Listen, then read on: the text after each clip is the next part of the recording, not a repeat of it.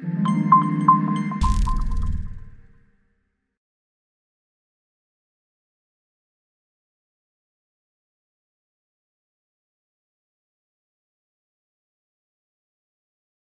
que c'est parce qu'il y a des difficultés qu'on arrive à rebondir. Moi j'ai commencé dans la société où je suis, ça fait 25 ans, on était 10 personnes. Et en fait on a créé, on a monté tout le processus. Aujourd'hui on est à peu près 850. Et la difficulté que j'ai eu à affronter, c'est le stress. Dans le monde professionnel, tous les jours, j'avais la peur au ventre parce qu'il fallait rendre un truc, parce qu'il fallait faire une analyse, parce qu'il fallait faire des choses. Et donc c'est cette capacité à gérer ce stress qui est en fait un stress très positif. Parce que c'est ce stress qui me donne envie de faire les choses vraiment avec beaucoup de perfection, parce que je suis très, très perfectionniste. Donc la difficulté aussi, c'est de prendre conscience que ce n'est pas suffisant les études. C'est comme le permis, vous l'avez mais vous ne savez toujours pas conduire. Donc vous arrivez, là aussi, vous devez faire profil bas. Vous devez faire profil bas, vous devez apprendre, vous devez comprendre, essayer de prendre la hauteur. Quand on vous dit prenez de la hauteur, on ne sait pas ce que ça veut dire. La difficulté à gérer l'échec, parce qu'on pense que quand on est au travail, il n'y a pas cette notion d'échec. On travaille, à la fin du mois, on est payé, on n'est pas... Et c'est un petit peu le reproche que je fais au système éducatif, c'est qu'on ne nous prépare pas à la vraie vie. Donc c'est comment faire face à l'échec quand votre patron vous dit ce travail n'est pas correctement fait, il n'est pas bon, vous prenez ça en pleine figure, comment vous gérez ça? Vous êtes abattu ou bien vous allez dire ok, je vais lui montrer que je vais pouvoir le faire. Et donc c'est vraiment la difficulté, c'est d'être préparé au stress, préparé à l'échec. J'ai jamais eu de difficulté par rapport à être une femme. Souvent on me pose la question, j'ai jamais senti, en tout cas dans toute ma carrière, que j'avais un problème d'évolution parce que j'étais une femme. La difficulté dans ce métier, c'était surtout d'imposer son style. Je pense qu'il faut gagner la confiance, il fallait gagner la confiance et des patrons qui nous formaient, mais ça a été, on va dire, même un plaisir, parce que la science se transmettait de génération en génération. Il fallait gagner aussi la confiance des collègues, et ça, ce fut le plus dur, parce que les enjeux sont grands, parce que les postes sont là. Parce que quand on vous met un poste pour être professeur et que vous êtes 20 pour concourir, et là on essaie de vous mettre...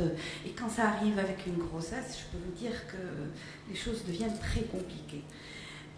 Il fallait gagner la confiance du malade, mais là, vraiment, il n'y a eu aucun problème. Comme toi, Leïla, je pense que je n'ai jamais senti... un malade hésiter parce que je suis une femme. Non. Une qualité aussi, c'est oser être soi-même. Il n'y a pas de rôle à jouer. Moi, souvent, on m'a dit, oui, quand on est patron, il y a un rôle. Il n'y a pas de rôle à jouer. On est là, on bosse, on fait les choses comme on les sent. Et surtout, on ne fait jamais à quelqu'un ce qu'on n'aimerait pas qu'on fasse à soi. Si déjà, on garde ça en tête, c'est le respect de l'autre, mais d'abord le respect de soi. La persévérance, c'est clair, elle est là. La persévérance, elle va aussi avec l'endurance dans le travail. Il y a aussi des personnes qui ont cette capacité à travailler 12 heures, 14 heures, 16 heures et pouvoir le lendemain être fraîche. C'est une qualité et ça se travaille. C'est comme le sportif. Si le sportif arrive à un bon niveau, c'est parce qu'il s'entraîne régulièrement. Et l'endurance dans le travail, c'est une clé de réussite. Aussi savoir prendre soin de soi. Et prendre soin de soi, c'est avoir une bonne hygiène de vie. C'est pas manger n'importe comment, c'est avoir ses propres espaces sportifs ou autres, avoir ses espaces de vie privés. C'est important d'avoir des bulles personnelles pour pouvoir être au meilleur de sa forme. Faire que le boulot, ça n'a aucun sens. Il faut vraiment savoir équilibrer parce que c'est ces bulles où on se ressource. On se ressource auprès de sa famille, on se ressource dans ces moments de solitude. C'est important de se trouver des moments de solitude pour prendre beaucoup de retrait. Ce qui est aussi important, c'est de savoir, c'est d'aimer travailler. C'est pas savoir travailler en équipe, c'est aimer travailler en équipe. C'est aimer les gens et aimer la relation et aimer faire émerger et faire monter les personnes. Parce que quand vous les faites monter automatiquement, ils vous poussent. faut les tirer, mais il y a un moment où c'est eux qui vous poussent. Et c'est comme ça qu'on s'enrichit, en tout cas personnellement. Tendre la main à l'autre, ça c'est très très important. Comme on dit, il faut vraiment, dès que vous avez l'occasion de rendre service, prendre un stagiaire, quelqu'un qui a un problème, quelqu'un qui veut, il faut vraiment être là autant que possible. Mais ne pas hésiter, ne pas être avare de donner de son temps, de donner de soi. La régularité, c'est important.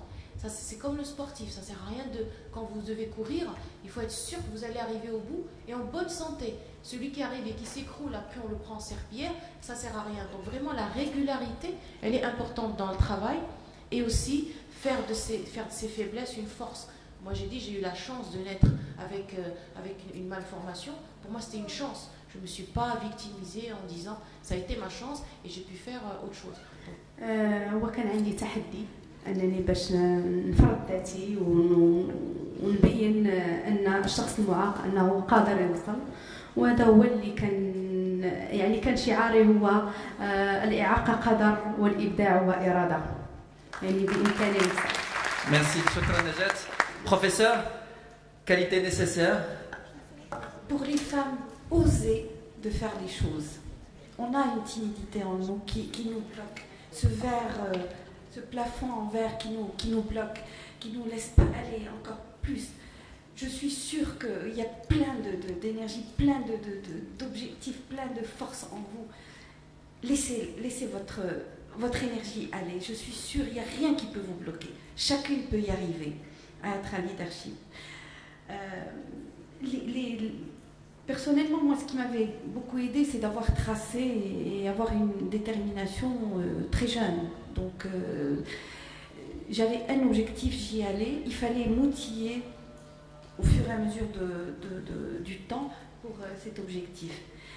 Fédérer les gens est quelque chose de très important. Et le capital sympathie est en vous, mesdames. Ça, c'est comme ça, on a plus de sympathie, d'empathie que les hommes. Il faudrait mettre en valeur ce capital et c'est lui qui vous donnera la force d'aller plus loin.